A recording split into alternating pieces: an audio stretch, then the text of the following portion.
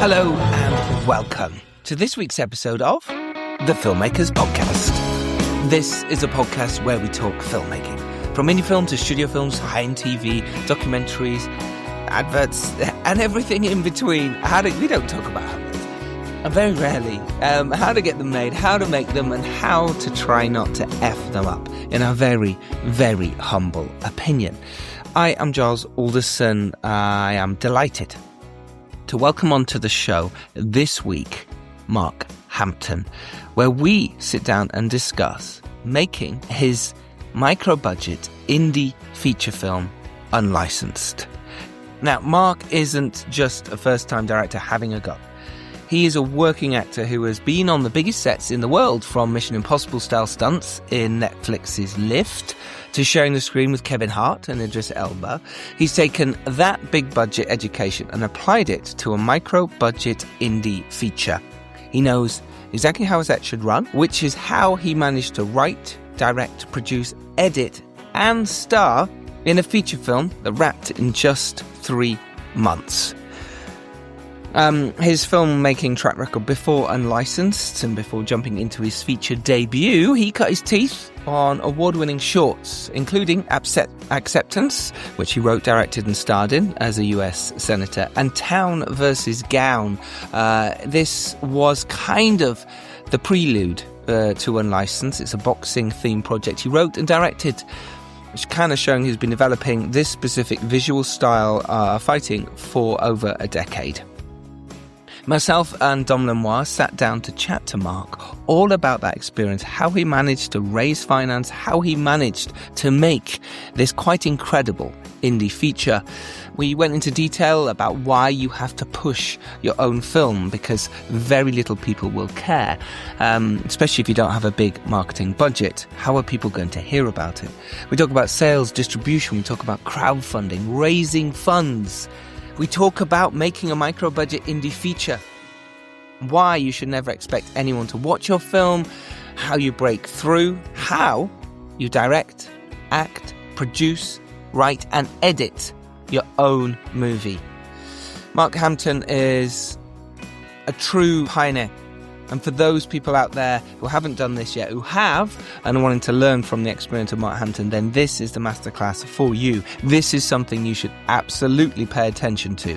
There's so many golden nuggets in this episode. Maybe get your pen and paper ready, or certainly write those notes upon your phone, should you need to. We also talk about how we can get burnt trying to make films, and how we learn from that, and how difficult it is for indie filmmakers.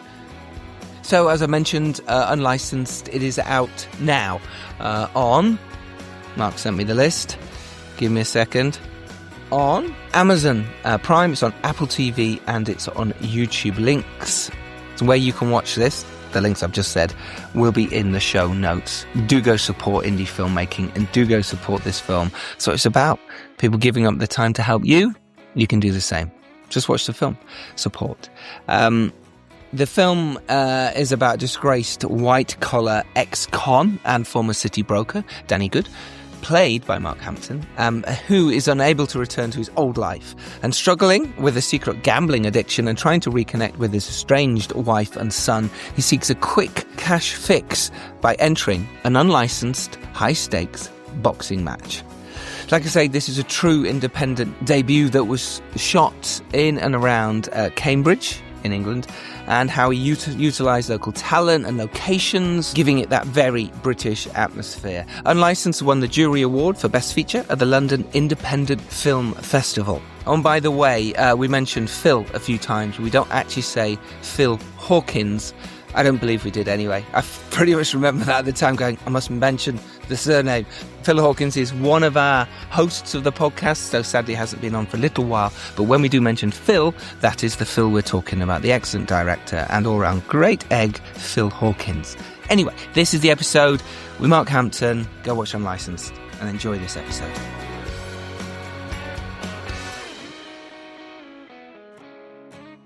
Hey Mark, how you doing, buddy? I'm really good. Really, really good. How are you, Giles? I'm good, thanks, mate. I'm good, thanks. Dom is just slightly delayed. He will be joining us very soon. But for now, we'll start because I'm in Bulgaria. I'm 2 hours ahead. It is, 10:30? It's a Friday night.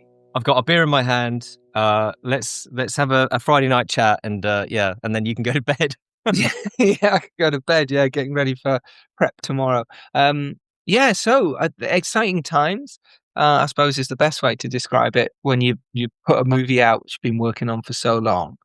And I think I don't know. I just remember those times of being just like exciting but tough, Yeah. and you think the world's going to sort of jump on you and go, "Oh my God, you've released a movie!" And most people go, "Oh, you've released a movie." How did you find it?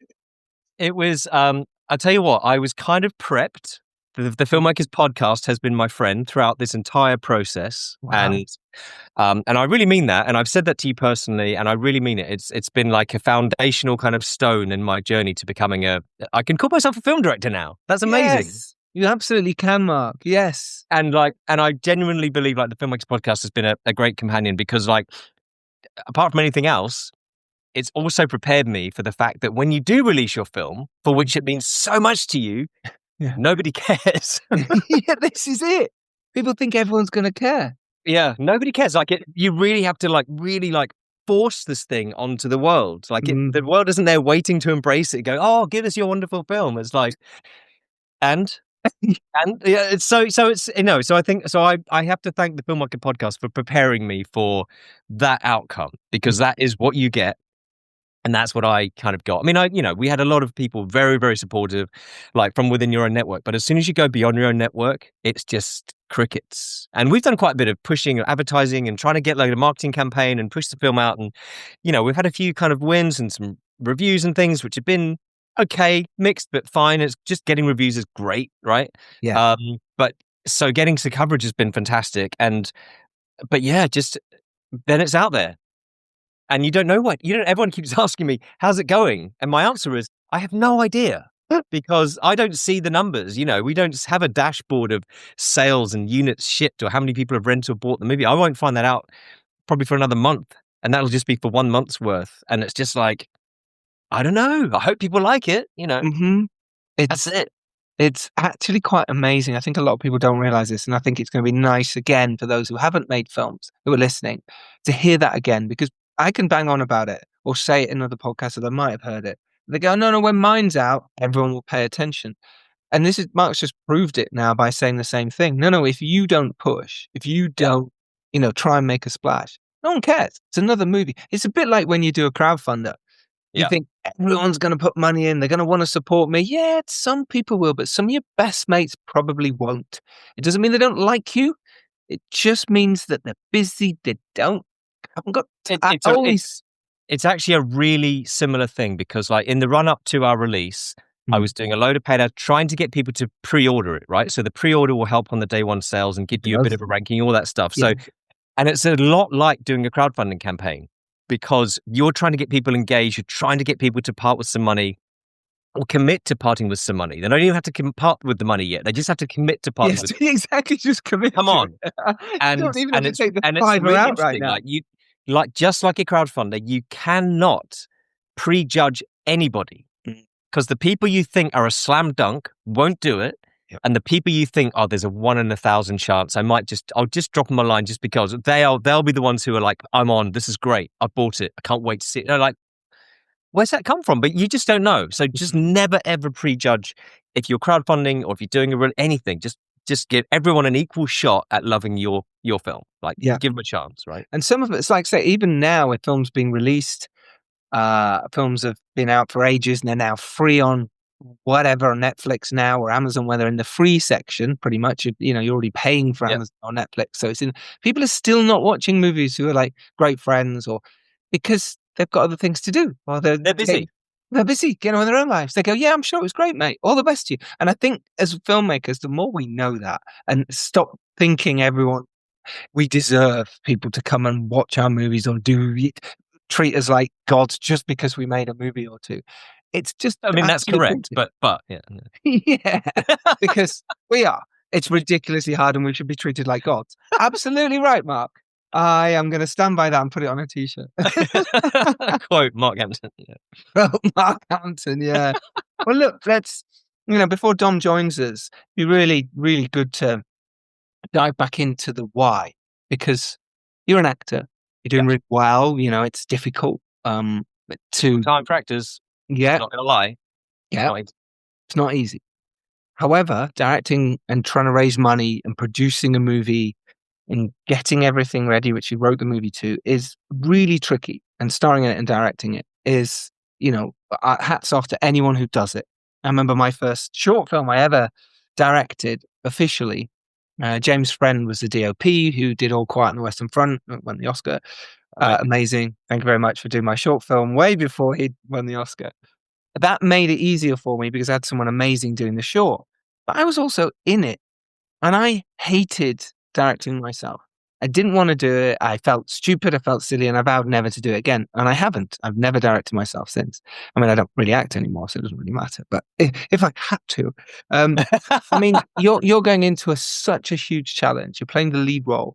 Yeah, it follows your story. I would probably hasten to make a guess that you're not off screen in any scene. I might be wrong, but I felt that way when I watched it. You're in the movie. It's pretty much your story. There might be a couple of bits, but there are some bits. There are a few bits where I'm not in the scene. I'm in the environment, like in the restaurant. I'm in the environment where the focus is on the guys at the table or whatever that might be. And, you know, and I've got to be really honest, those scenes were so lovely to direct because I didn't have to worry about being in them myself. I could just focus on the other guys. But so to answer your question, I grew up doing this. So I started filmmaking when I was a teenager with mates after school, remaking movies that we liked. And there would be like three of us, me and my mates, Tim and Barney from Barney Brown from school. We would basically have a video camera and we'd go, right, you two are in this scene, so I'll film it.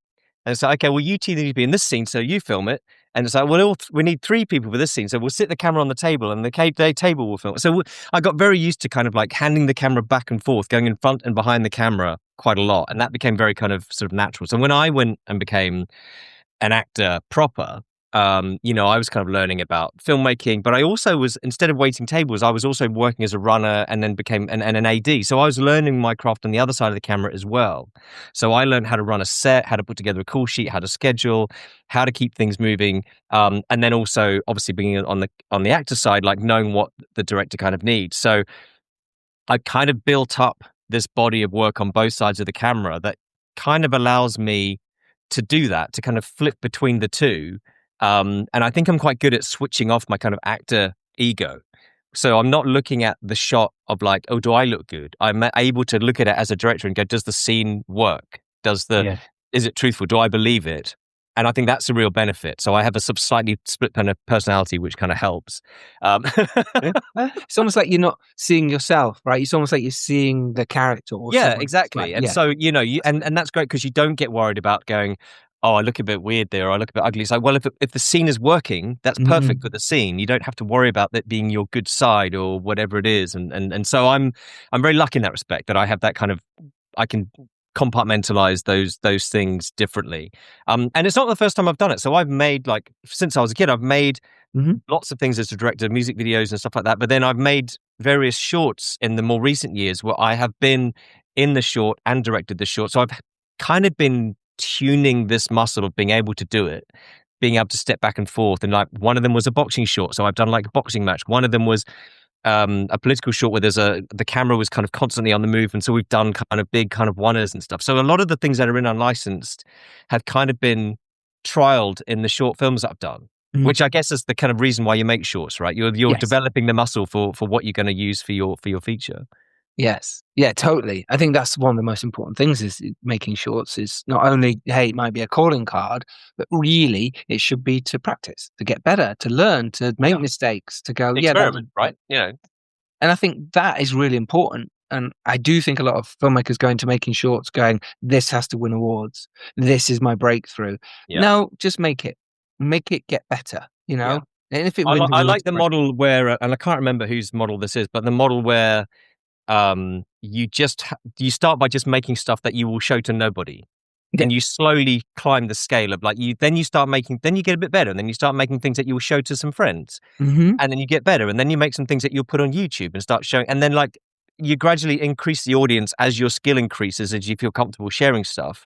Yes. But the idea that the thing that you make doesn't immediately have to be like you say, an award winner. or an Oscar qualifier or any of those things. And I think from a feature perspective, I'm really guilty of this as well. I was one of those kids who grew up reading Rebel Without a Crew and stuff like that, and being like, I want my first film to get me a 3-picture deal with Columbia, or I want my first feature to be a Sundance winner, or one of those things. And then you tie yourself in knots going, well, because no project's good enough, because no project can ever deliver that for you. And so you end up doing nothing. And for me, that's a real problem, because I've spent years and years like trying to do, and eventually what happened with me is I got to a point where I just decided like, I just have to make something and like let go of all this attachment to what else it could be and just get on with the business of making a film. Like that's all that matters, is making something.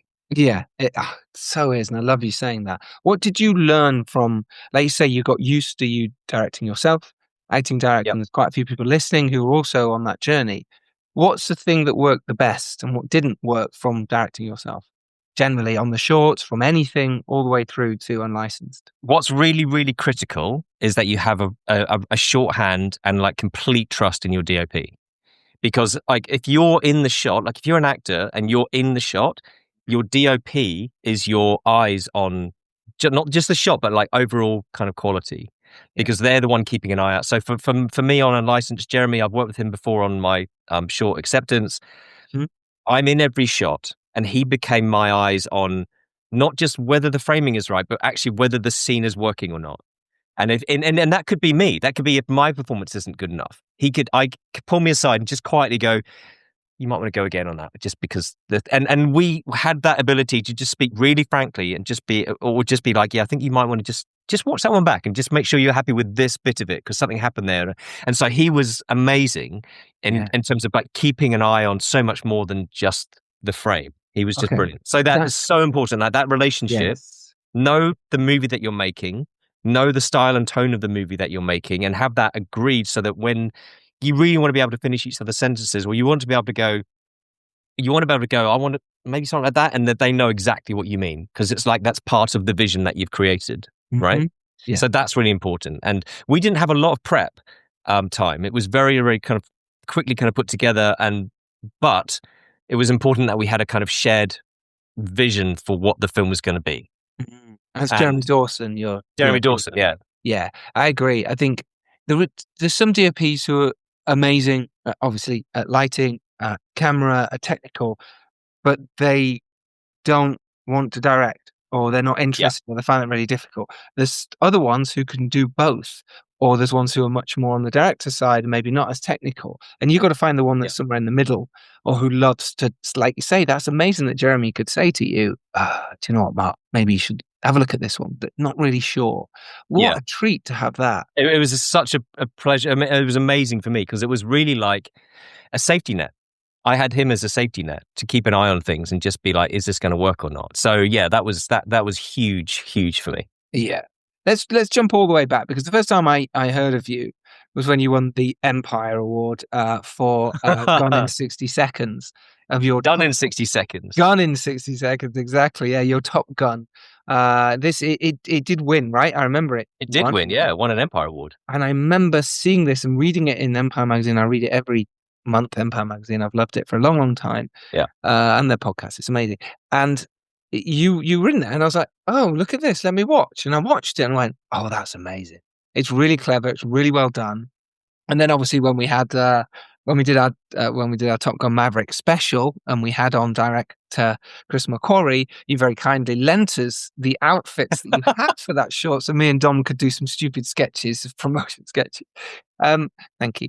So just jumping back to that then, was that, because obviously you were in it, but did you direct it as well? I directed it. I put much like Unlicensed. I kind of created the whole thing. That was my third time at doing the Done in 60 Seconds thing. So I'd done Speed in 60 Seconds. I'd done Pearl Harbor, which was huge, with model planes and boats and all sorts.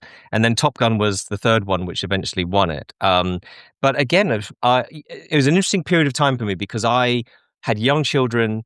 Very young children, and I was still trying, and I was doing a kind of day job, but I was still trying to keep a hand in the creative space. And for me, that thing was to do Done in 60 Seconds. Like once a year, I'd do a 1-minute film, and it was a lot. It was an effort that gave a lot of reward, because you ended up at the Empire Awards if you got shortlisted, and you got to. Edgar actually gave me my Empire Award. So Edgar Wright is the guy who gave me my Empire Award. I'm going Oh, there it to pull is. this off the wall. And there it is. Look at you in Edgar Wright. Me and Edgar And Wright. look, you in the outfit and everything. You look sexy. Hey.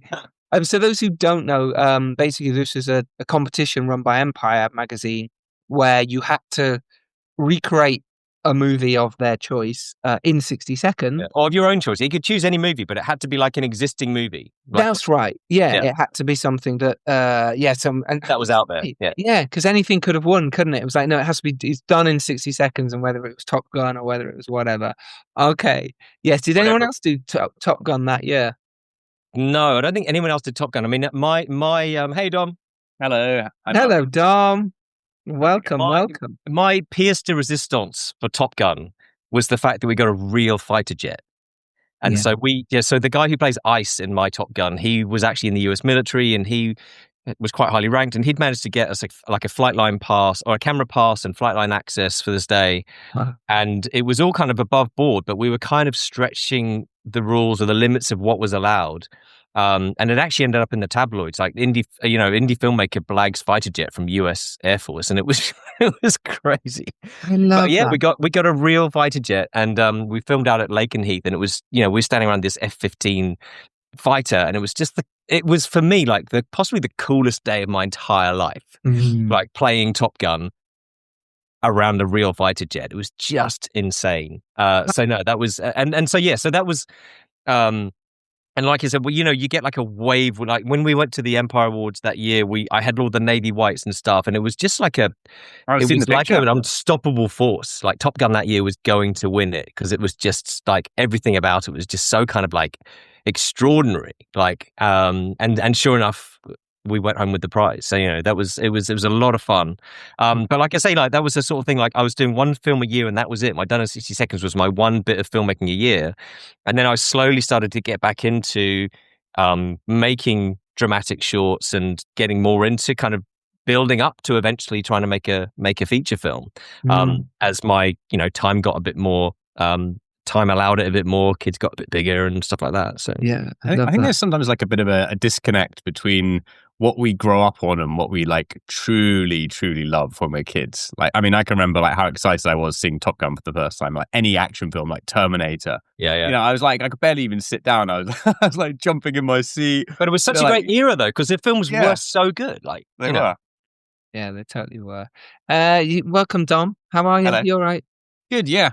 Just driving rain, public transport, fun and games. But London. Yeah. London. The joys. It's been raining everywhere in the UK today, Giles. I don't know what it's like over there. It's been awful. I was there this morning on my got my flight. Is it raining? Over in that there London, that there England, right. that there Bulgaria. Yeah. Yeah, as I was saying to Mark, we're prepping tomorrow and we're shooting the additional pickups on Summer Diva, so it's pretty exciting. And then we'll lock picture in a week or so. So I love that. Cool. Is it as exciting as Mark's backdrop? So it's nearly as exciting as Mark's backdrop, but not as exciting as your Christmassy style jumper. Yes. Did you wear that for the screening this morning? Was there a screening this morning? Oh, it was yesterday. It was last night. Yeah, I did. Yeah. I know. I wore it. Yeah. It was. I think it was a popular garment. Oh, it's in the random zoom thing. Did a little zoom. I haven't turned. When you said that, did a zoom on your face, which was kind of fun. Yeah, you can't beat a Christmas jumper at a fancy event. It was good. It was the Marty Supreme screening. Got myself got gifted a lovely mint tea, which was very nice of the PR lady. So, well, great. Good. Yeah. Good for you. Win-win. It's all that matters to you, isn't it, Dom? It's like, is the drink good? Is the hot chocolate good? Is the mint tea good? Whatever it is, like. I mean, it goes a long way to set things up on the right foot. Yeah, it does. Yeah. I mean, I'd already done a drive-by on Leto to get like a cake before I went in, which is obviously. Okay. I was going to say if they provide cake up front, then that's you. Like, 5-star review. 5-star, right away. Exactly. I think our last meeting in person, barring screenings, was in a cafe with cake. It was with cake. Yeah, it was good cake. If you want something from Dom, buy cake. Yeah, I've got a nice microwave crumble at the moment. Yeah, very nice. So let's go back into sort of making those shorts. How much did they cost? Were you putting into your own pocket with all the shorts? The first one I think you directed was A Walk in the Woods. Is that right? Yeah. No, they're all self-funded because, I think I was doing a day job and the day job was making enough that I could just self-fund things because when you're busy working and raising family and trying to be a filmmaker on the side, it's like if you can find the money yourself, like the whole process of crowdfunding or raising money, it just takes up so much time. So I just preferred to put my own money into it and go, it's going to cost this much. That's my budget. It's £1,000. It's $2,000, whatever it is. That's all. I'll make it for that, and we'll be done. And that was just so much quicker than starting a crowdfunder for a short film that, as we said, nobody cares about, and you might get some of the money, you might get not quite enough of the money for the thing that you promised, and it's just like, actually, I just want the control of being able to do it. So all of my shorts have been completely self-funded. I love that, and actually, I know it's not easy, and we're not, and I know how difficult it is. You can't just throw £1,000 in sometimes, or 2,000, or whatever it costs. However, the amount of time and effort it does take to do a crowdfunder, for you and your time and effort, well, you might as well have gone, well, let's work for a month and use that money somewhere. It could be anywhere you're working.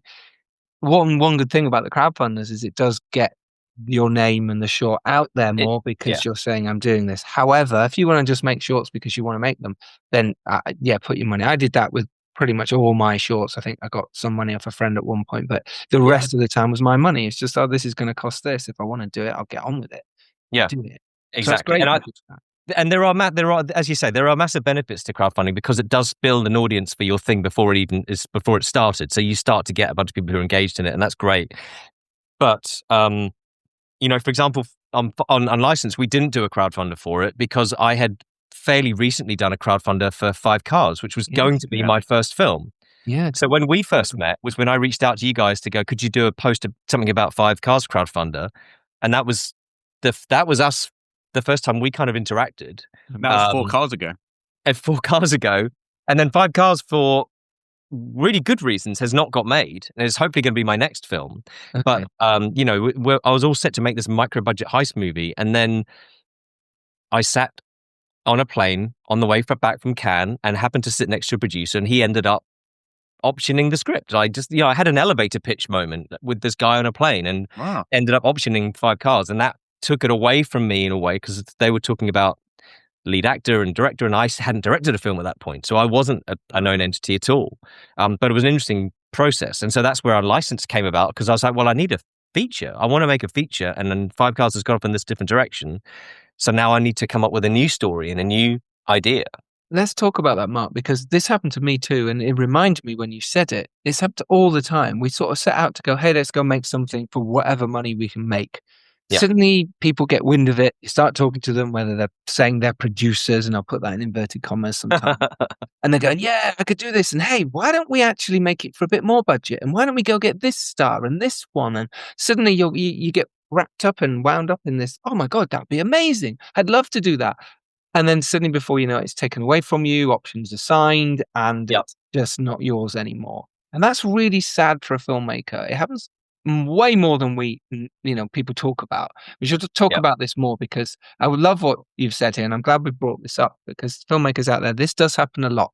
Be aware of it, that people will say, yeah, I can do this. However, let's do it for $2 million and we'll go get Jason Statham. But you're probably not going to direct it if that's the case. And if you want to direct it, then hold on to it and make it for 10 grand or whatever you can get hold of. So for me, that decision was, I was really clear. Like I knew that I was going to have to give up the director's chair and I was going to give up the lead role because it was going to be another Unlicensed. It was going to be me directing with myself in the lead role for a script that I'd written for myself. But lucky I'd written in some quite cool characters. And they said, well, you can play any other character. So I gave myself the coolest other character in the script. And it would be an exec producer and sole screenwriter credit. And it was like, this, for me as a independent filmmaker, it was like, well, even if it doesn't happen, then at least this journey will be interesting. Like this will be working with producers, working with people who've made films before, getting their working notes, having to be a screenwriter for them, doing revisions of a script and stuff like that.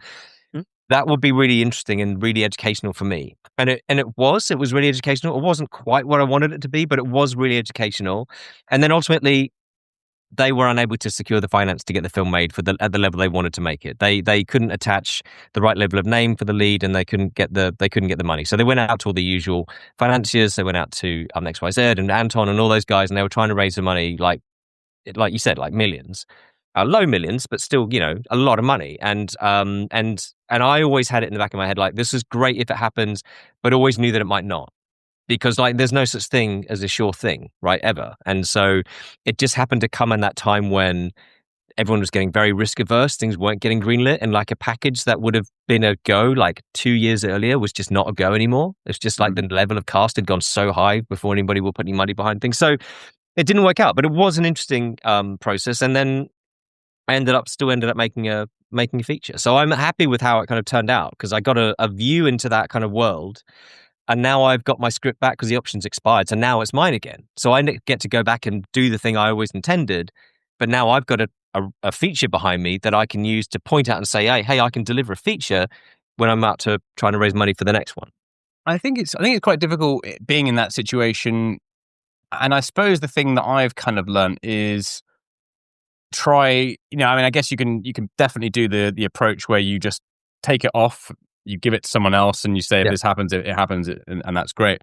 But I also I've found the more I do things, the more I sort of feel like, well, if I want to keep control, I kind of have to do a lot of the work myself. Yeah. Like a lot of the producing, like a lot of the background, a lot of the building. And if I've always got that momentum, like people can come and go, but like I don't like the idea of just your project could die because someone isn't going to do something with it. Yeah. Like I want to have that energy behind it that is like, this is going to get made. I am going to keep pushing this fucking thing until it gets made. And 100%. you can join me on the ride, and I'm going to add this person. I'm going to add this person. All right, this person's left. But I mean, I sort of feel like you have to really, if it's personal to you, you sort of have to be you have to be on the train. Like you can't leave the train. You are the driving force, right? You are the leader of this thing. It's interesting. So there's two things to add to that. So the first was, because I had this crowdfunding for 5 cars already in motion and things were happening, in my head, I had made a decision that 5 cars was going to get made. I was making this film. So when I sat with this producer that I met on the plane, I pitched it to him as a thing that was happening. And I think that makes a huge difference. Like your level of confidence in the story that you want to bring to screen brings people on board, right? It makes people like, so if you start going, yeah, I'm thinking about doing this thing, everyone's like, well, come back to me when it's a real thing. Yeah. But if you present it as like, no, this is happening. Like this train is leaving the station. You're either on it, you're off it. And this is when you're raising finance, when you're trying to get crew attached, actors attached. It's like, no, this is happening. You want to be part of it or not. And then that creates a kind of desire to be part of it, which is really important. The other thing I was going to say is like way back in 2014 or 15, maybe even later, I did this short boxing short called Town versus Gowner. It's a different story. It's set in the University of Cambridge, about boxing again. And I remember having a producer come on board who was going to go out and try and raise some money. And I really clearly remember when she came on board, I kind of slowed down, and she was going out to the various funding bodies. She's going to BFI and all the places and all the rest of it.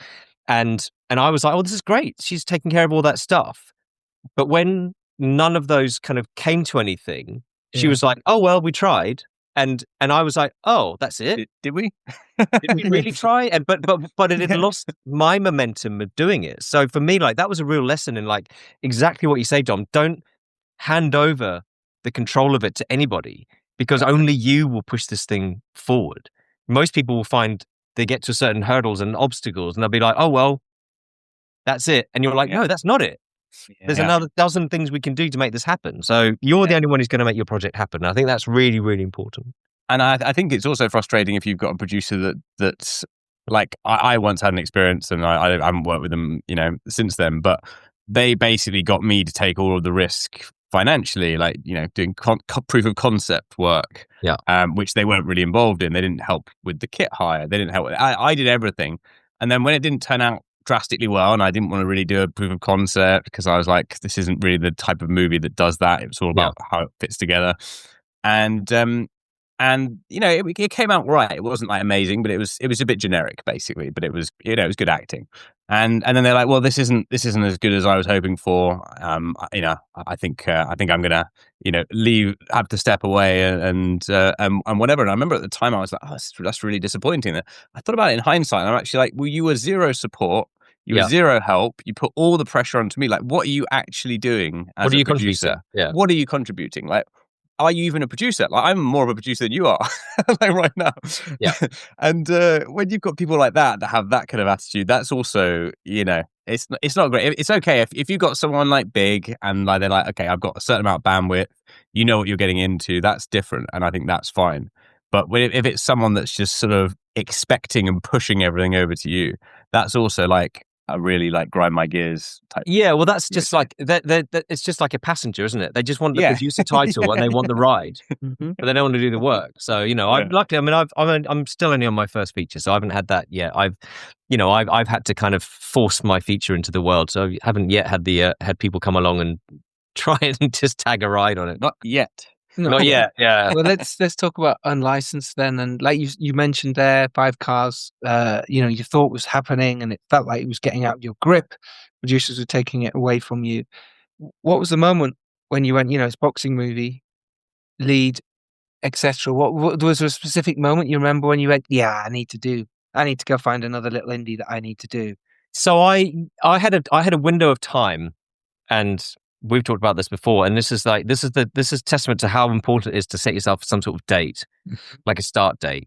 Yeah. And I had a certain amount of time that I had free that I could shoot this thing in, and I basically had to kind of wind back to like, where am I now? When's this coming? Can I put together a film? And there was 5 cars was clearly not going to happen. And so it was only when that became kind of apparent, like they'd been out to the various financiers and nothing was really happening. It was like, okay, this is kind of dying a death, but I need another project. And I originally went back to My Town vs. Gown story, which is it's a boxing story set in Cambridge where we filmed Unlicensed, but it's set in the university, and it's about a guy who comes in as a mature student, and he's got PTSD because he's a former soldier, and he ends up fighting against this kind of Eton-educated. It's a clash of class and culture, basically. It's a really cool kind of story. But I kind of decided that because the university is presented as a kind of antagonistic entity, there's a good chance it would just get shut down or would never get seen because you wouldn't get that sort of approved or whatever. So I had various elements that I wanted to do a boxing movie. I wanted it to have a big kind of boxing finale. I had access to the boxing gym location. I had a boxing event that we could use. And then it was about starting to craft a story like, well, what character can I play that we can put into this kind of scenario? And I just drew on my own background. I've worked in the city, so I've seen, not lived it, but I've seen that kind of lifestyle that these city traders have. I used to be an auditor for one of the big accountancy firms. And so I've literally seen the receipts, right, of like these big nights out and how much they spend and all the rest of it, this kind of entitled lifestyle that they lead. I'm a parent, so I understand the kind of fatherhood and stuff like that. And I just was pulling all these things. Yeah. But yeah, just pulling all these various things that I've not experienced necessarily directly. Some I have, some I've witnessed through close friends or family, whatever, and pulling all that stuff together and going, well, that's an interesting narrative. What happens if we take a city boy, a really entitled city boy, and we strip everything away from him and then put him into a boxing movie? Like, what happens then? And that was kind of the genesis of Unlicensed, about the city trader who ends up in an unlicensed boxing match. So it's great. And did you have an idea of budget when you were like thinking? I mean, we talked about like putting your own money in and that kind of thing. I mean, also another interesting question: is the end budget anywhere remotely close to what the intended first budget was? It's yes, and because I had to work it out. Because if you want to, I refused to not pay anybody, and everybody got paid something. It wasn't very much, but they got paid something every day that they showed up. Okay, so, and especially for your key crew, like your camera team, who are there for like 3-4 weeks, whatever, they've got to be paid enough to live on for that period of time, right? It's got to be sustainable for them. And so I did a budget, and I put together all the day rates and all the number of days shooting for every member of the crew and every member of the cast, and did all of the unit production manager stuff. Basically, I just came up with how much it was going to cost, where that money was going to come from, whether it was small amounts of investment from, Mark Tunstall and Michelle, Mark who's in the film, and his partner Michelle, they invested in the film. And I did all the usual things you do. I went to family and went to friends, and a few people put in $1,000 here and $5,000 there, and just pieced together the budget from these small amounts. And then the rest of it was my own money. And then, after the production was done, I then started putting in my own money to get us through the kind of post-production, because that's a bit that I hadn't really budgeted for, because I'd never been through that post-process for a feature before. I was kind of learning as I went. So that was the bigger learning curve for me, was actually not shooting it, because I spent a lot of time on sets as an AD and then as an actor, and I know how to run a set and I knew what I wanted visually, but actually the post was the biggest learning curve for me. I edited the thing myself, but getting a composer on board, getting the sound design team working and how that all fits together, what that workflow is. And I wasted a lot of time by not knowing what I was doing in post. Right. I really wasted a lot. It is very difficult. A lot of filmmakers don't. But let's just break down that budget for those who are listening, who are going, okay, I might want to do this. So you said there that you got some friends to put in some money and family, etc. Can you just go into a bit more detail for us in terms of, did you say, okay, we're making this for 10, 50, you don't have to say exact budget if you don't want to. Yeah, how much did grandma put in? Yeah, how much did your grandma not give you for Christmas and put it in? Here's 50 pence, dear, enjoy that. Would you mind just sort of breaking down, sort of going, right, I know I need this much to shoot it. I can get that location for this much. And you said you paid people, so suddenly your budget goes up. So just talk us through it. How did you do this? I had to set up a limited company. And then I had to go out to all the various people that I thought were going to be my potential sources of revenue. And this is, again, to repeat what we said about crowdfunding, don't ever prejudge anybody, because the people who've got the most money in your network, the ones you think, oh, they can spare $5,000, they're the ones who won't. And the people that you least expect will give you $5,000 just like that. And you're like, wow, where did that? I should have asked for 10. You know what I mean? It's like, but yeah. So, and it was literally like that. Like literally, my mum put in $5,000 and extra. Like my brother, family and friends, colleagues who were like just supporting it. So so the range of investments or investments really went from literally from £100 to £5,000, and it was increments of anything in between that, $2,000, $3,000, whatever. We probably put together about 15K from that. I put 10K in just straight off the bat, and that was kind of our production budget just to get the film shot, basically. Okay. Locations were mostly free because we had access via the contacts that I've built up over time, and people who are passionate about the project. Like we got the restaurant in Mill Road in Cambridge, beautiful restaurant called Vanderlyle, and Alex Rushmer, the head chef there, he's a MasterChef finalist. I had eaten there, and when I was writing the story, I was kind of picturing it in this restaurant, because I was like, oh yeah, you can see the pot wash from where you're sitting, so you could have a scene where you could get this eye line between the two. And I was like, and then I was writing it and thinking, well, I've written it as if it's this place. Why don't I just go and see whether he'd be up for it? And so I went and knocked on the door of Vanderlyle restaurant one day. Alex was there. He shouldn't have even been there. He was making a birthday cake for a friend, and he opened the door and I said, hi, I'm an independent filmmaker. This is going to sound crazy, but I know that you're not open certain days of the week. So I was wondering whether we could come in on those 2 days and for a couple of weeks running and shoot some scenes for this independent movie we're trying to make. And he was like, well, just let me just stop you there. And I was like, oh, it's all over. It's all over straight away. And he went, we're actually not going to be open all of next month. So if you wanted, you could just come in. And so we got the whole restaurant for like a solid week. We were able to do like a pre-light, go in, shoot it, down tools, walk away every night. And it was just, and I just gave him £500 just for the cost of rent and rates for a week.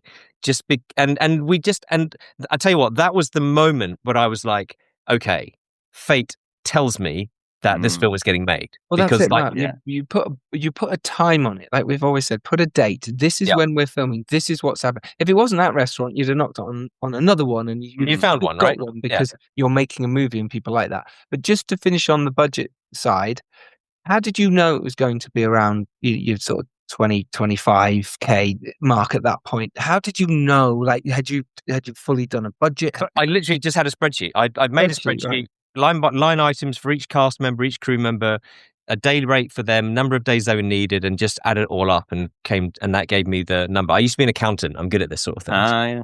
just before we do any more, I know Charles probably has a follow up on the budget, but just while we're on the restaurant, I think there's an interesting point there as well. It's like maybe it's something you're not consciously aware of, but to get someone like that, you've already visualized their restaurant, you've gone in and you've given a pitch. Not everyone can go in and convince someone, be the kind of person, like with their personality and what their pitch is, to actually come across as trustworthy, someone that is like worth having a massive pain in the ass for their business or whatever. Like that is what being a filmmaker is, as much as the actual money side.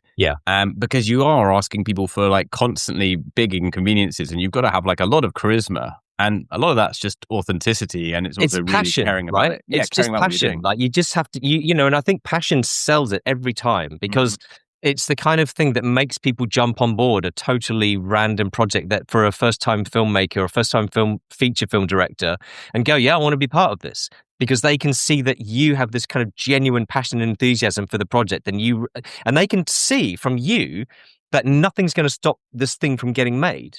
And therefore, it's worth them taking the risk.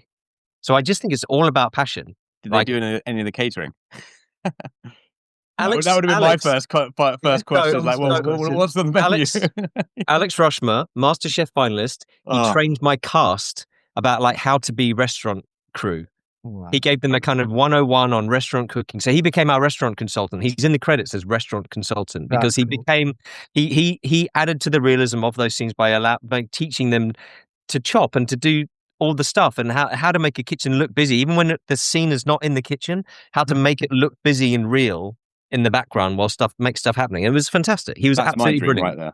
Yeah, that is brilliant. I love that. Okay, so you sort of know how much you're going to shoot it for, and you're asking for favors, and you're doing this, that. Let's come back to post, because it's a totally different beast. Let's talk about making the film.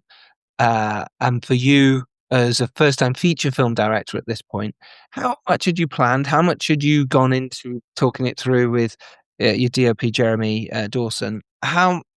What process was that? Talk to us about the first time making a film this way. So this is not something I would recommend, because I like I say, I worked in film production for many years as an AD. I've done the call sheet. I've done all the production. I know how long things take, all that stuff. And I've worked with Jeremy before, but the process was, we have the script, we have a tone, an idea of what the tone of my kind of tonal kind of pitch to Jeremy was, I want it to be Fight Club but directed by Spielberg. That's how I wanted the film to kind of look and feel, like that kind of, and that's the kind of thing that you can latch onto, right? You can kind of visualize that. You'd be like, I get that. Spiel Club.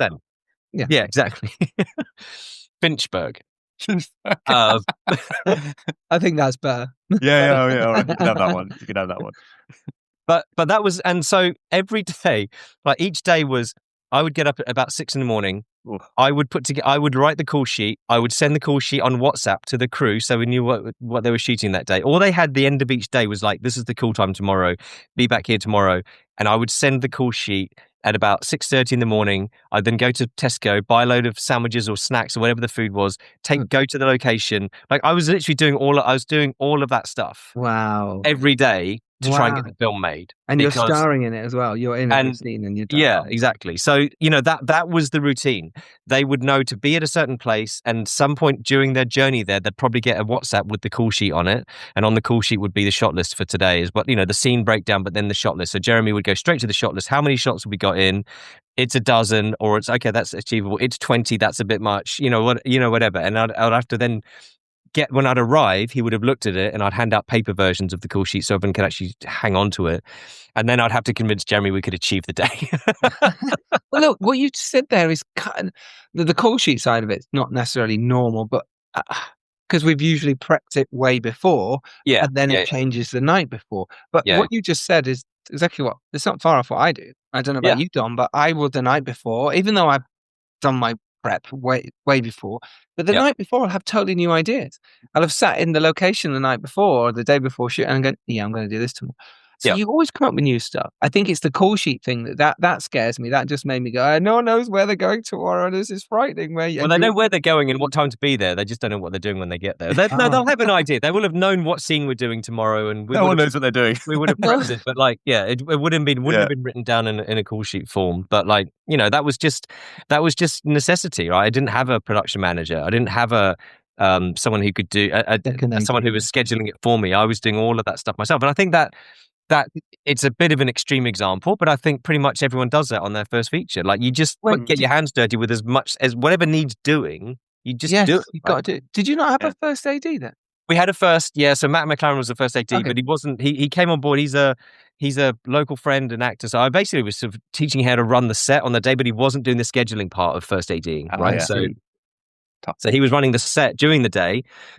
Trying to keep us to time per this call sheet, but I was having to do the actual call sheet because Mark, it's so full on. It's pretty incredible what you've achieved because that is you are it's a lot. I always picture you as a one-man machine. Exhausting.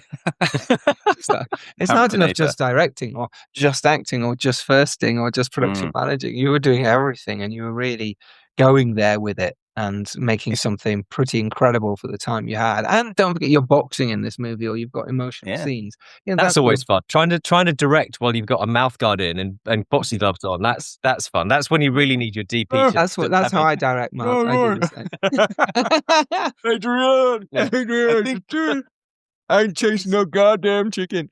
I think it's interesting. Like I feel like there's different stages of. I mean, just talking about like prep as well. There's different stages where I will visualize a scene, and I found this the other day when I was rewriting a scene, and I was like, I realized there was a few naughty things in the script, which is like unfilmables and or little bits of like director or little like director notes. And I'm like, yes, I could put this in, but I don't need to put this in. And by doing that, I actually just rethought. Just by going through that process of scene descriptions, like I fully rethought the scene through, and I was like, oh, actually, this character and this moment interjecting would actually make way more sense at this point. And I think that, you can have that at the script stage. You can have that definitely when you go to a location, for sure. Like seeing the location really helps with that. And also, I mean, I really try and like let go and get decent sleep, decompress. But I have a little bit of time, and I'll just like visualize and try and think the scene through more than like over plan it. Just think it so I understand what is it about and what's going on in it, and get that sort of clear. Like, I feel like that's what I need to have before I go in the next day. Like, is that understanding of something? But also like having a shot list, for example. Like, I fully believe this. Like, if you having a shot list is basically like a safety net, because you might walk in and go, oh no, screw that, we're going to do it this way, because you've just had that moment, that idea. But having the shot list, having the plan, allows you that freedom to go, oh, I'm going to do it this way. I'm going to try something else, because you've got this almost like a backup. If the thing that I'm going to try doesn't work, we could revert to the shot list, but I think this is going to work. Let's try this. And I think it just gives you a sense of security about because by doing a shot list, you've directed the scene like in your head. Right. So I hadn't gone as far as doing storyboards, but you've thought about what coverage you need, when you're going to go to the close up in the scene, or that what moments you need. So you've kind of already done it in a way.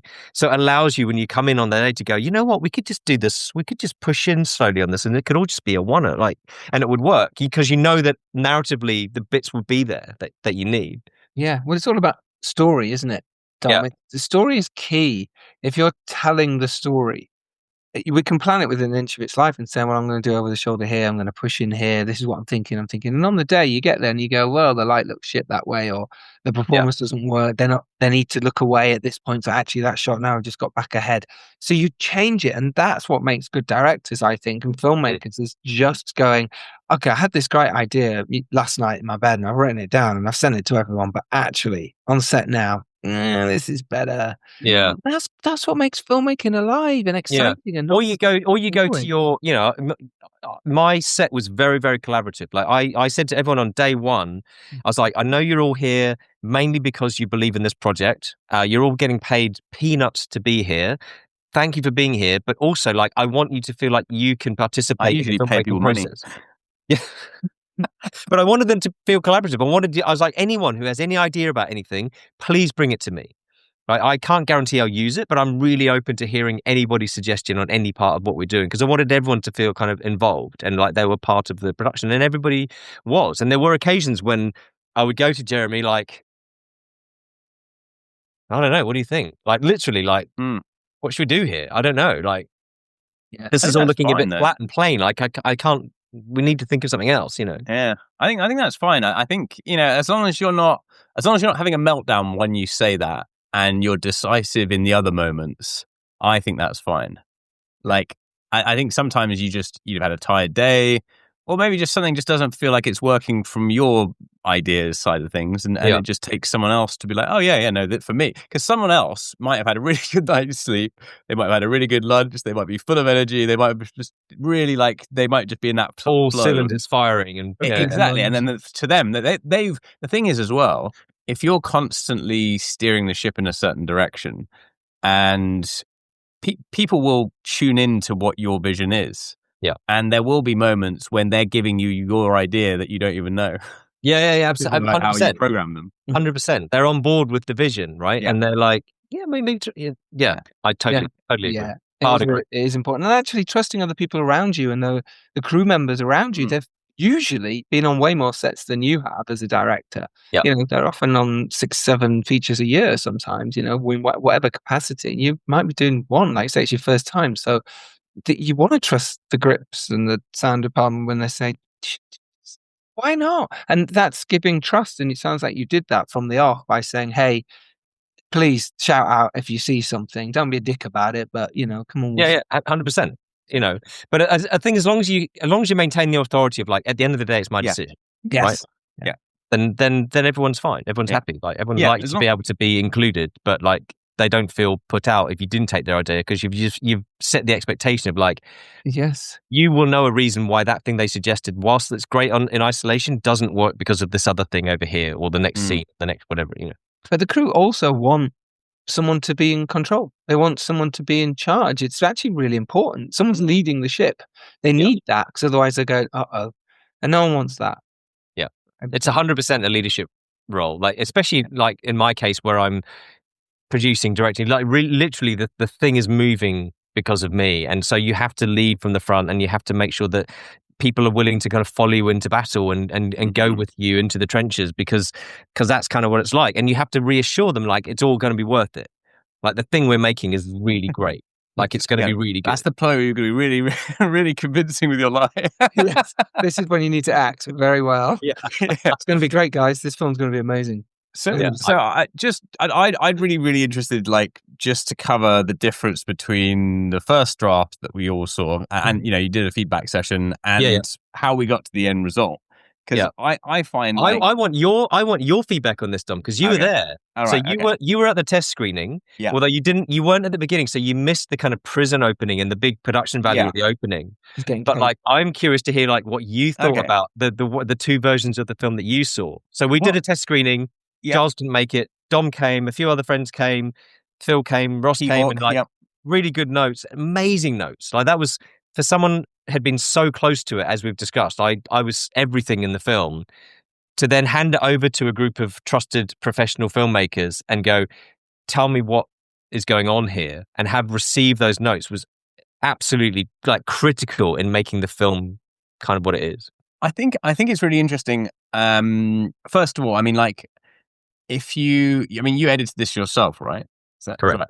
Yeah. If you don't have an editor to like take away the objectivity at that sort of moment after you finish the shoot, at least some of it, at least to get another brain on it, and just objective view of what narrative structure is, and what's good acting, what's bad acting, and what's a scene that was not in the way that you imagined, or whatever, and just sort of putting all those pieces together, because you are, as you said, you've been like super close to it. You haven't got that bird's eye view in the same way. 100%. And I think that first, whether you have an editor or not, that first assembly often makes your heart sink, and you look at it and you be like, oh my god, this is so far away from how good I thought this was. But it's so much of it is tightening stuff up, and it's solving problems, and it's finding the shots that work, and it's rejigging things. And I think all of us had like very different notes. That was the kind of interesting thing. There was definitely like a synergy in terms of certain scenes and certain moments that were going on too long. I think Phil did some good stuff on perspectives, like who was the camera perspective that it was focused on. That was an incredible note. That was a truly incredible, because I gave incredible notes too. I just can't remember. No, Dom did. You did give incredible notes, but one bloody Phil. He won in some stupid country doing a big commercial at the moment. He won this quiz as well. Well, one thing that so there was some question marks around like where was the kind of gambling thing coming from. So that was a common kind of note, was like we didn't foreshadow that enough. I thought I had, and clearly hadn't. So we had to go and do some reshoots to add some stuff in that really helped to tell that. But the perspective note was really interesting for me because, you know, Phil said, hi Phil, said, you know, so who edited this? And I said, I did. And he went, yeah, I know what you've done. And I said, what have I done? And he said, you're an actor and you've got these amazing friends who are all brilliant actors. And you're trying to give them all loads of screen time because you love the actors and you want them to all have great parts. And you've been an actor in other people's films and you love this. And what you've forgotten is that you are the hero of this story. This story is only about your character. And anything that's not about your character has to go. And that was that note like was amazing because it kind of allowed me to detach and go, maybe the ego thing was like preventing me. I don't want to make this too much of a vanity project. It's like, no, actually you have to make it about you. Yeah. Otherwise the audience doesn't know where they are. It has to be about you. So yeah, that was, I think that resulted in almost a re-edit of almost every scene. Yeah. Like a tweak on every single scene. And as you said, like some scenes actually got cut in their entirety. So it was a 97-minute film that ended up having like 5 minutes cut. Like that's a big chunk of 90 minutes, right? Yeah. And I think that was a big part. And I mean, I think when I notice things, usually it's like plausibility is like my big thing. I'm always keeping an eye. Like, does this make sense for a character arc? You know, to get from here to here. Are we missing something? That's probably like the first thing I noticed. But the 5 minutes thing, like that was like one of the main things that went from being like a really tight, punchy, exciting film. And I know there was also a little bit of post-production that was also added, which did really bring it up as well. But I think just trimming it down, because, you know, when you're on set, you film the, the actors. There's bits when they're in the scene and they're doing it perfectly. And then there's bits when they're not quite in the scene. And sometimes in the edit, you just put it all in. And whatever level actors are, like they're not going to be 100% for the whole 3 minutes 50 of a scene. And it's just so much better a lot of the time to just remove something that's a little bit sketchy. Because those little sketchy moments are what draw you out of the film.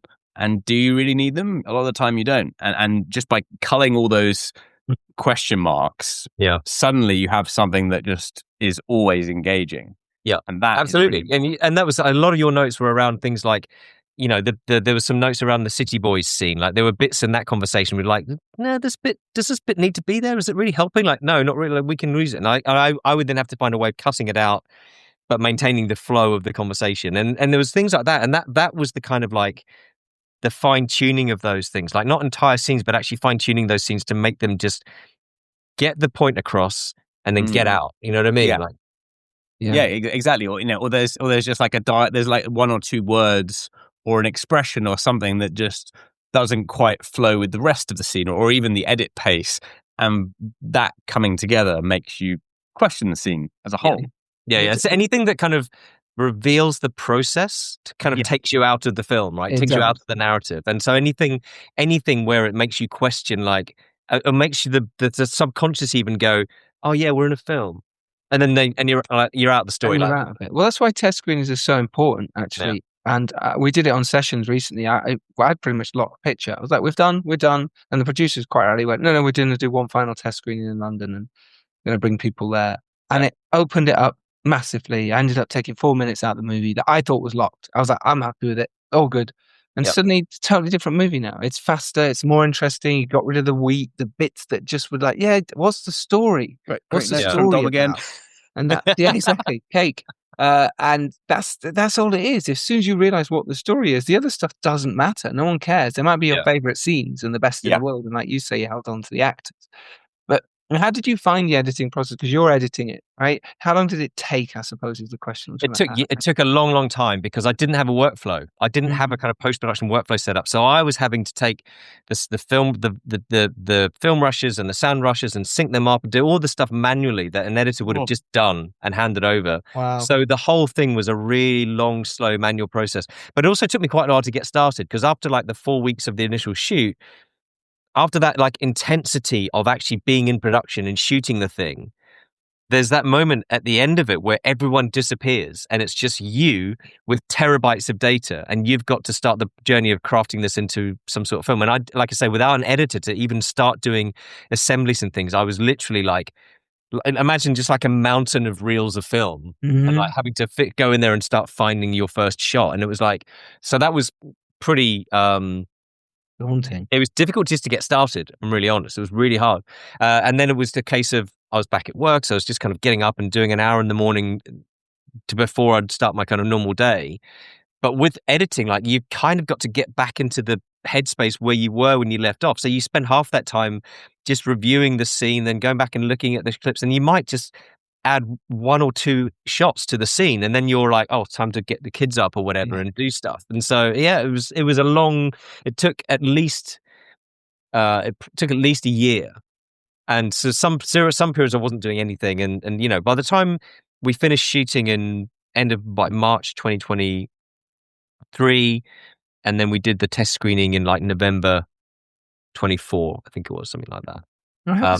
We'd gone back and done a week of reshoots and pickups a year later, back in March 24. So we did the prison opening, we did the scene with Victor, his old city boss, with Matt Ray Brown, fantastic, and you know, and a bunch of those pickup shots that really helped to sell the different aspects, the gambling aspect of the story, stuff like that, to kind of insert and make it all come together. So yeah, it was the longest part of the whole process, was just me being able to like assemble it and edit it.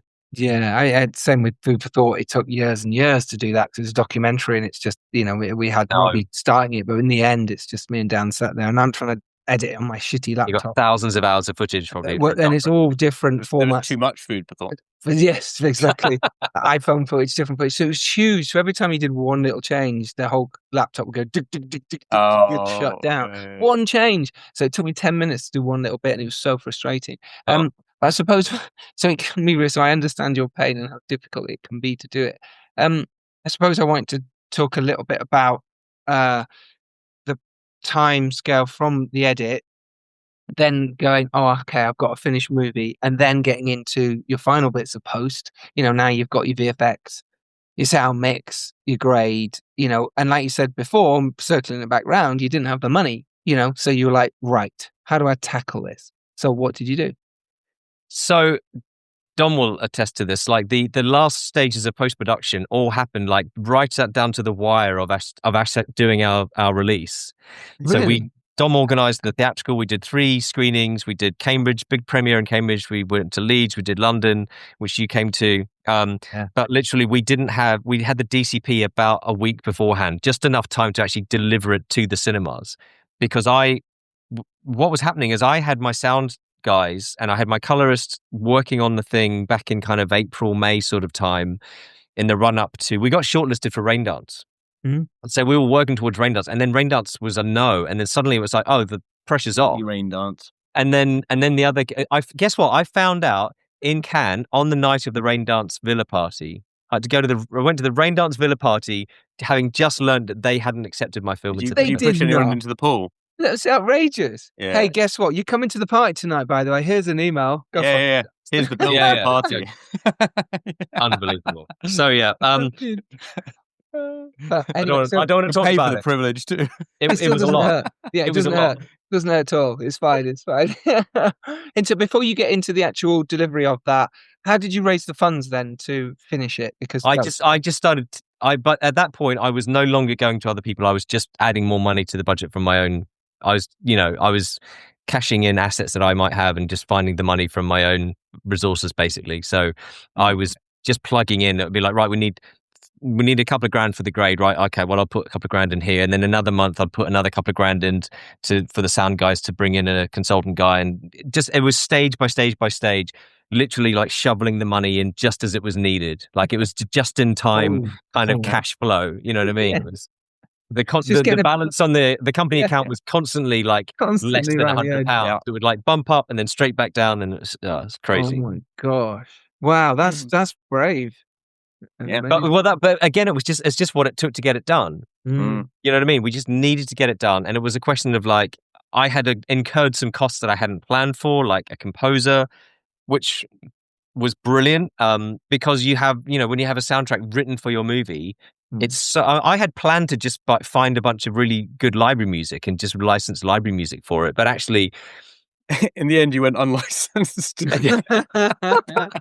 Wow! But actually, having a composer like someone who's a pro, who does this, who can write the themes and write little character themes and stuff, and it's all consistent and it all works and it's all in the same. That was just amazing. So that was a cost that I hadn't even considered or even kind of really accounted for, but it was worth every penny because it really kind of makes the movie. Yeah. Elevates and the then film. there was my million as well. Yeah. And then you mentioned caught Giles off with that one. He wasn't ready. You did, yeah.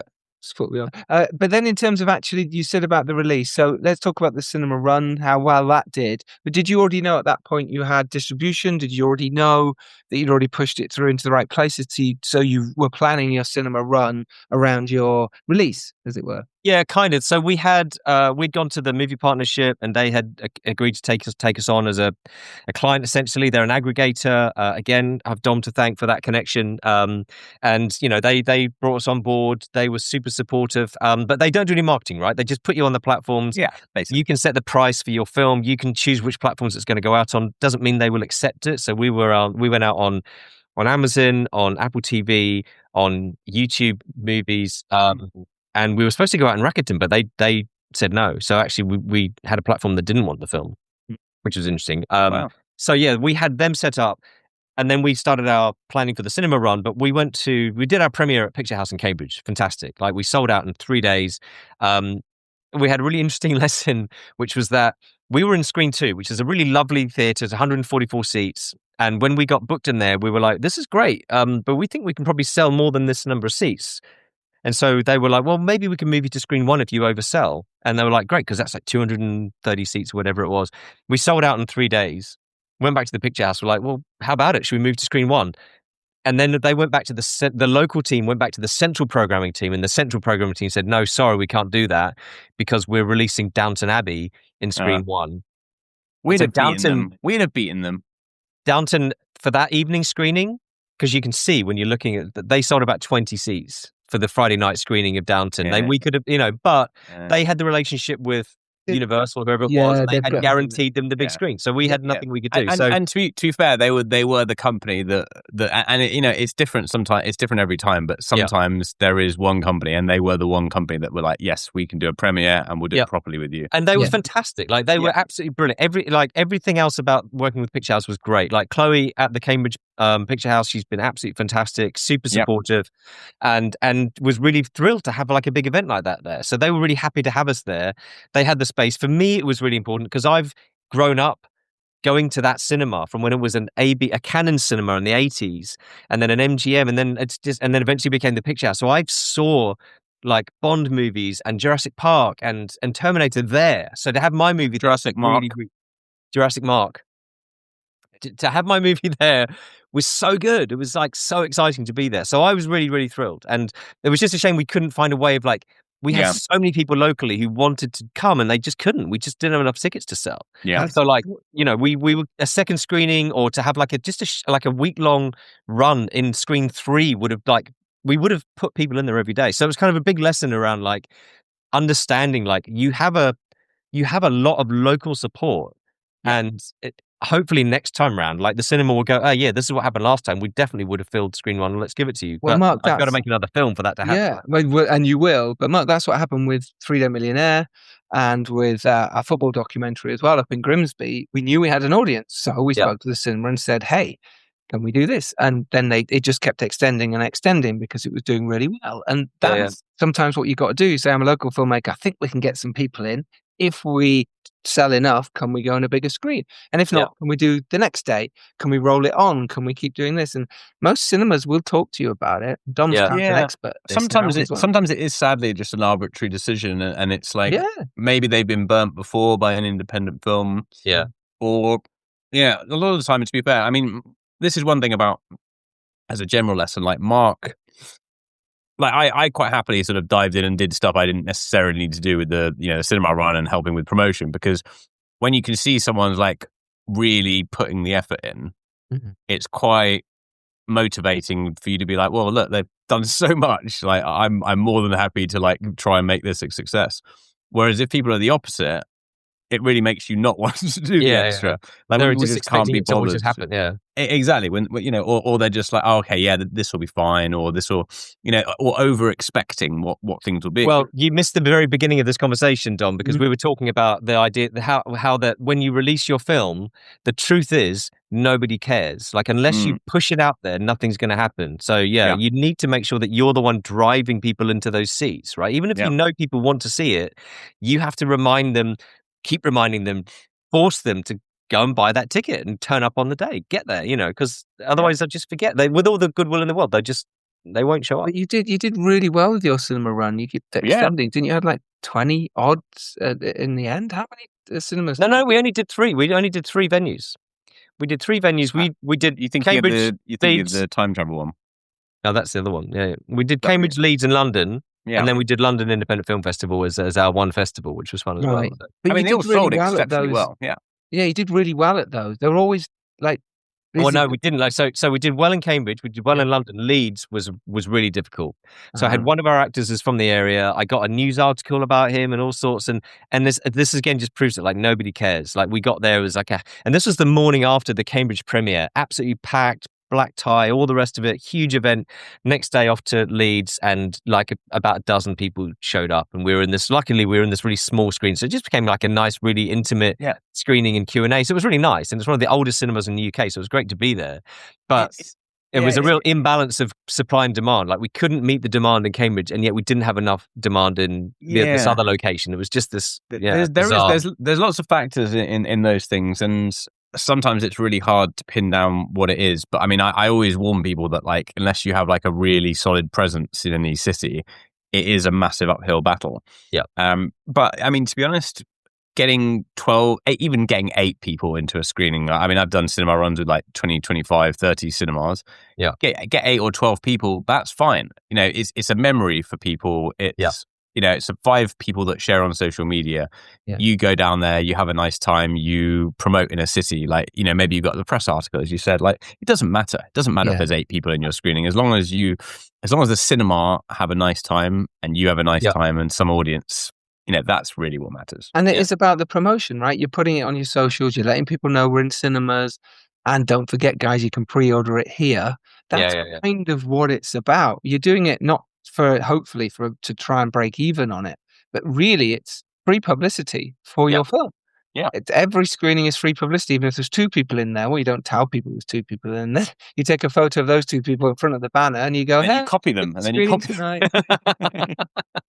But it's true. It's all about saying, hey, the screen, so people hear about it. They go, oh yeah, that film. Oh yeah, I might. But I think Dom, what you said about the expectation management, we touched on it earlier again, is really important. Like, because you don't want to turn up like to Leeds and go, oh, there's 12 people here. Well, this is a washout. You got to go there and be like, thanks everyone for coming. This amazing that you're here, and because it is. For them, they turned up.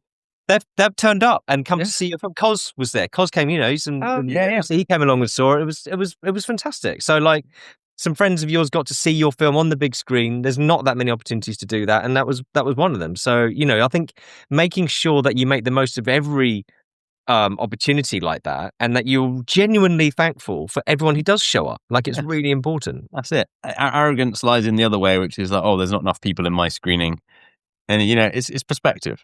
It's perspective. It is perspective. So, what I suppose is the biggest lesson you've learned that you're going to take forward for your next film from doing this? So it's a collection of things really, and it's just about having had like this experience of like I knew how to shoot, but I didn't know how to do post, and then turning it into like an end-to-end process. Now, the caveat to that, of course, is that you shouldn't wait to start. Right. So I could have been like, well, I'm not going to start until I've got my post-production workflow and my editor and everything's lined up. But then you get to that point where it's like, sometimes you just have to get going. And you know what, for my next one, it will be a case of lining up the post-production, and partly because I have all the people ready to go now. Like I've made those connections and built that network, and they will be the same people that I use. And so that we can just kind of lock into it straight away sort of thing. And plus bring in an editor because, having a second set of eyes, as you said, Giles, is absolutely vital just to, and also just to take the load off of me, like the manual effort of kind of doing all that stuff. So that's going to be the biggest lesson, is making sure that and that's the thing that's going to mean that it gets finished in like 1 year instead of like 2.5 years, for example. Like just get it done, get everything lined up so that it gets delivered and finished. I think that's the biggest lesson for me, was just think about the other end of it. Always think about the other end. I love that was your comment, Dom. That's what you're taking from this. Think about the other end. No, I to be honest, I mean, I think, I always say good things about what Mark did on this. I think he's done a lot. I respect someone that just doesn't give up and, positive driving force. I think that's what you need in film. I think you just need to develop. You need to develop like a lot of resilience, right? You need to develop the resilience to be the kind of person that will push through when it is really, really hard. Because there are moments when, and I had moments in this film where I was like, it actually entered my head of like, is it worth even finishing this thing? Yeah. You know what I mean? You've got 60-70% of the way there, and you have that kind of self-doubt of like, God, I don't know if I can even finish this because something's happened, and you're like, oh, that's going to kibosh the whole thing. And you just have to let that sit for a minute and then just get back on the horse and get going again. Yeah. And just keep moving forward. And that's sometimes the case with like a scene that goes horribly as well.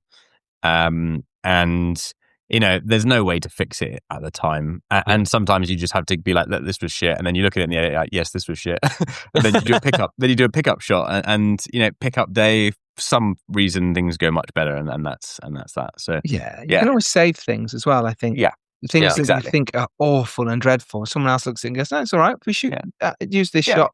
Do cut to this bit of ADR here. Scene is fine.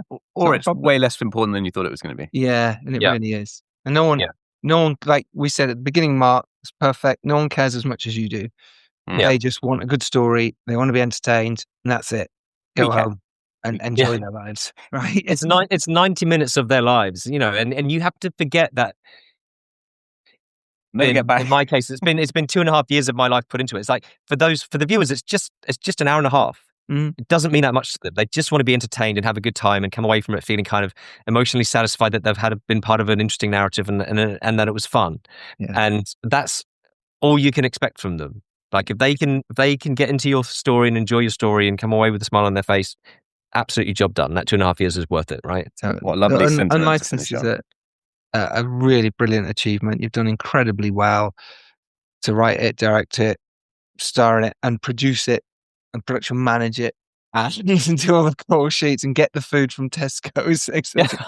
Other supermarkets are available. Not as near to your house when you were walking to set. And it really is incredible what you've achieved, and it should be inspiration for those out there that you can do this. You can make a movie that will go in cinemas. You can make a movie that will get on Prime and will get on Apple TV. And look, it's really well done for you. What have you found that things have changed since you've now made this, your first feature? Do you feel like, for one, confident going into your next one, but also has it changed other people's perspective of you now as a filmmaker? I think it's probably too early to say whether it changes anybody else's perspective of me. What I do know is that when I was announcing like our London screening, because I'm an actor, I was sending a load of emails to casting directors saying, hey, come and see my movie, because you want them to see you in a leading role and do all that kind of cool stuff. And not a single one of them came, but I got a real flood of auditions because people were like, just putting it in their head that you've got this lead in this movie suddenly makes them think, wow, well, maybe we should try Mark for this or try Mark for that. I haven't booked any of it, but I got a load of auditions. No, but the fact that they Main thing brought is you you in, they're tried. not assholes. That's amazing. No, but it's true. It's like we just talked about there. It's about perception. It's about saying, I'm doing something. This is what I've done. They might not see it, they might not buy it, but they'll think of you for something else. I definitely think it's changed perception. It just will have. You might not have felt it necessarily yet yourself, but it does now. You're a feature film director and producer and writer. You've done that. Yeah. It's huge. Amazing. I just, when I first saw like my film, the poster pop up on Apple as a pre-sale or on Amazon, like that moment is just like, it's kind of surreal to see your thing alongside real, inverted commas, real movies, like studio movies. Yeah. And like, that was a huge moment for me where I was like, wow, I've done a thing. Look at that. And because I'm in it, like that's me on the poster next to George Clooney. And it's just like, what? You so, and George go way back. Yeah. me and my mate George. Yeah. But yeah, so so I think it's the thing to remember is like you can make your movie, you can go there and you can do it, and you can actually get this thing off the ground and make it. You just have to have that kind of, like I said, the resilience and that kind of passion and that enthusiasm, and just be ready to take a whole load of blows and setbacks because they will come, right? But just remember, like, what's the end goal? Like the end goal is you on a poster or your film on a poster on Amazon or in a cinema or whatever it is. If the red carpet is your thing, like that's the thing to kind of be aiming for, because that's going to be, you're going to get that, but only if you see it through, right? Yeah, that's brilliant, Mark. Huge congratulations. Unlicensed is out now, as we've said, on Amazon and Apple. Go watch it, go support, help indie filmmakers wherever you can, and watch this and sort of realize what can be done on a very, very low budget. With people who just want to go out there with passion and love and talent and just go make something. And all you need is a Mark. Yeah. Yeah, just like Mark. And I think so. And another thing, just like a last thing from me that I want to say to everyone who's listening to the pod is, I said this at the beginning, like the pod has been like my companion and friend and advisor throughout this process.